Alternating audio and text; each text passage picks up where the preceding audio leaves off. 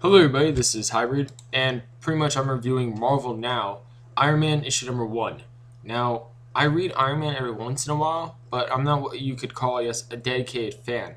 So, to me, this is really important to drag me in, and I feel like they did a really good job for the general audience in turn doing that. Like, I've seen different opinions and very drastic different scores than what I'm going to give it, but maybe you guys will understand why I give it the score I give it once you read my review or listen to my review.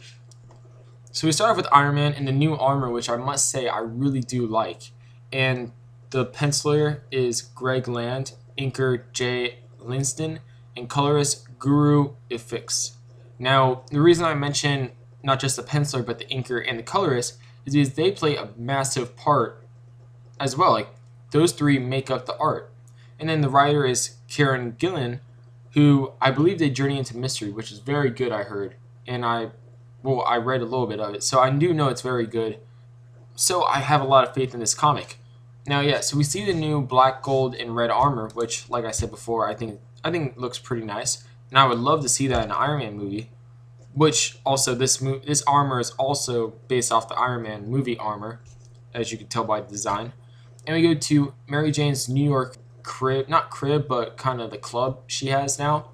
And we have Tony Stark, he's pretty much being the playboy, hitting on this blonde chick, which looks a lot like Emma Frost mixed with Gwen Stacy to me. And it turns out she's actually very smart, and she's totally just playing Tony Stark right now. And then we run into a redhead, which I thought for a second was either Jean Grey or Mary Jane, but no, it's Pepper Potts. So we have Pepper Potts there, and she's pretty much trying to warn Tony Stark that this girl is not stupid. She knows that you're this billionaire and playboy, and she's basically just trying to get a one night stand with you. And yeah, and he's like, you know what? That's fine.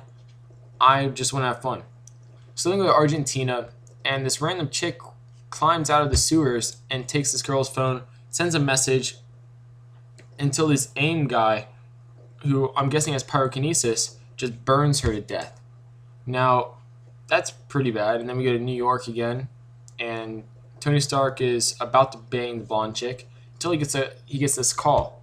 20 minutes later, Pepper's here, and basically he explains that the call was about basically if ever Extremis, which obviously is going to tie into the Iron Man 3 film, if that were to ever go wrong, Maya, who helped create it, I guess, she sends a message out to a bunch of people to warn them about it. So then we go to 16 hours later where AIM is selling it out. And if you look, it actually says Extremis V2 as in its version 2. So this is not the original version. Yeah, so Tony Stark breaks in there, and as Iron Man, he takes everybody down. There's that, he does a few Iron Man things, and he interrogates a guy. So he learns there's 4 Extremis kits out in the world, which now he has to take care of or destroy. I really don't know, like, there's a lot I would love to say, but alright, so first off, I did enjoy the issue, and maybe that's because I don't read a lot of Iron Man, but I feel in a way between this and Ultimate Iron Man, they're just really setting up for the upcoming movie, basically. Like, that's essentially what I'm getting the feel for. And also, you see, like, after the panel, it has Iron Man Extremis, Iron Man The Five Nightmares, Iron Man Demon in a Bottle. So I feel like those 3 might be a part of Iron Man 3, because if they weren't a part of Iron Man 3, there wouldn't really be a reason to be pushing those all of a sudden. So that's something to keep in mind there. And I guess now I will give my scores. Alright, so for art, I give it a 5 because the art's very good in this issue. I don't really have any reason to complain about it. Like I said, inking's good, coloring's good, and obviously the backbone of the art, the penciling, is very good. Plot, I give it a 4.5 because it's an introduction story, really. So it's not anything that will be really fleshed out, but I do think they did a great job pretty much summing Iron Man up and setting him up for future issues. Then we have writing, give it a 5 because this writer is very good and he does a good job basically establishing the character with his writing and also the plot and other characters as well. And after you read this, you have a good idea, like you've read Iron Man for a while. That's how much, not development, but how well the writing is, you could say.